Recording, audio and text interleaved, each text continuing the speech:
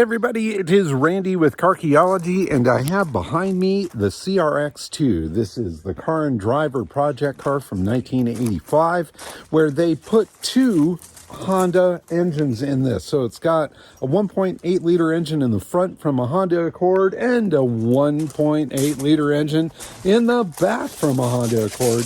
This was something that was done back in period. It was done by Car and Driver magazine under the workshop of Racing Beat down in Anaheim. Honda approved this build. In fact, they gave Car and Driver the car and the engines to make it happen.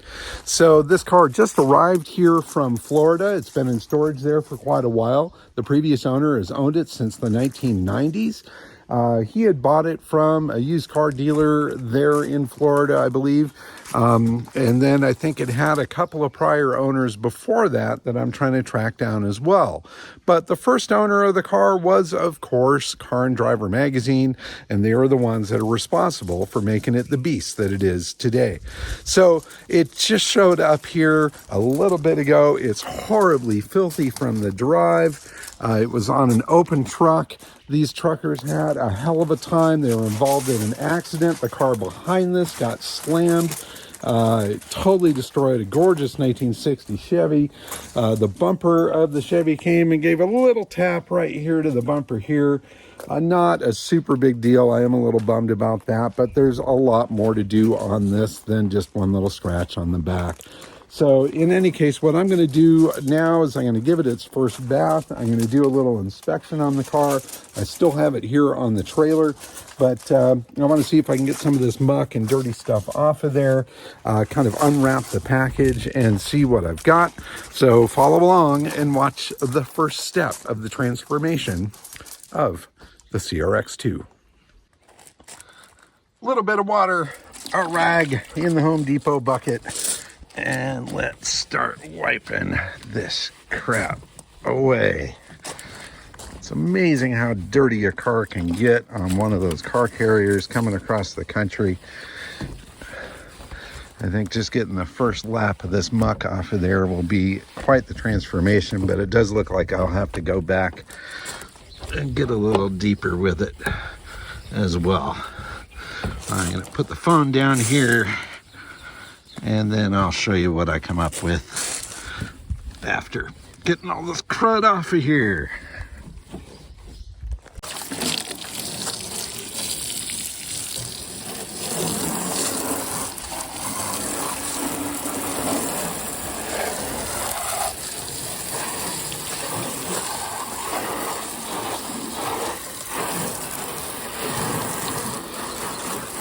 Look, much better. Hello, baby. You are in good hands here with me. So the car looks really pretty nice. Of course, it is still dripping wet, and all of these old barn find things tend to look really good when they're wet. But you can look close at the surface and see that there's still some life into it. Now, there's definitely still some dirt and stuff in there, I think, with some clay bar and some polish and stuff. It's actually going to come up really nice, and I may not have to repaint the whole thing. In fact, now that I've got it cleaned off, I don't think there's any way in hell I would repaint this thing.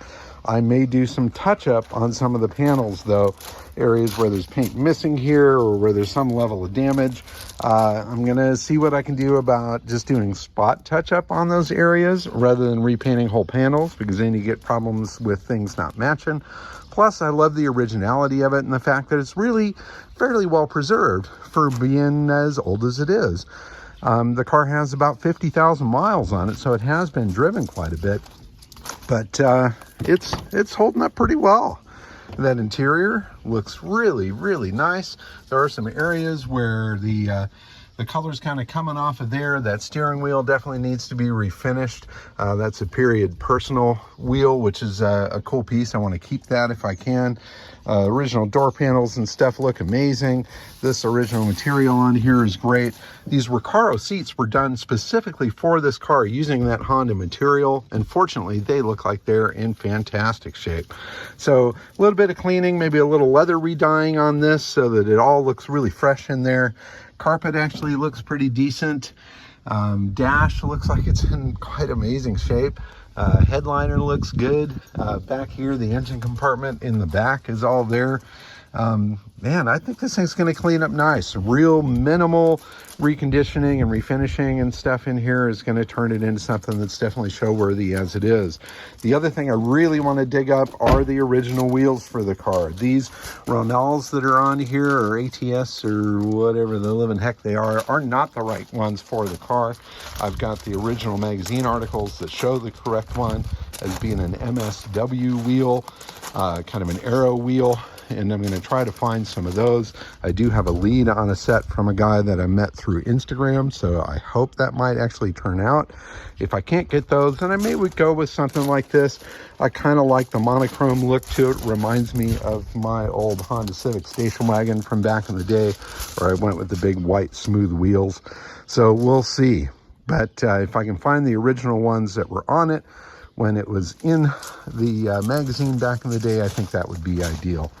But anyway, it's starting to dry off now. It's starting to look a little bit duller. I think I might go after it with a clay bar before it gets too hot out here and see how much I can clean it up further. But good first step, a very enjoyable first bath. The baptism, as you will, as this car enters the lab here at Carchaeology.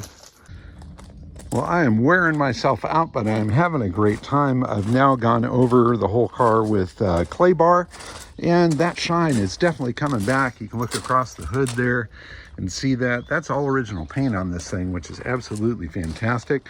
So I am going to try to keep as much of this original paint as possible and just do some touch up on the areas that really need it. So I may repaint that little rubber spoiler on the back, because that one's not coming back. And I think the areas where there's a little bit of damage and chips and scratches, I can do a little spot paint and repair there so that it looks pretty decent. But man, looking back at this thing now, after getting it off of the truck this morning and then giving it a quick little bath, spending just an hour or so with it, it is transforming into quite the little showpiece. And I can't wait to get in and really start detailing, doing all the little itty bitty nooks and crannies. It is going to definitely make it look even better. But wow, project super synchronicity indeed. This thing is badass. Of course, making it shiny is just one part of it. We've got to make it go. The car's not been running in a number of years. It was parked due to a fuel leak.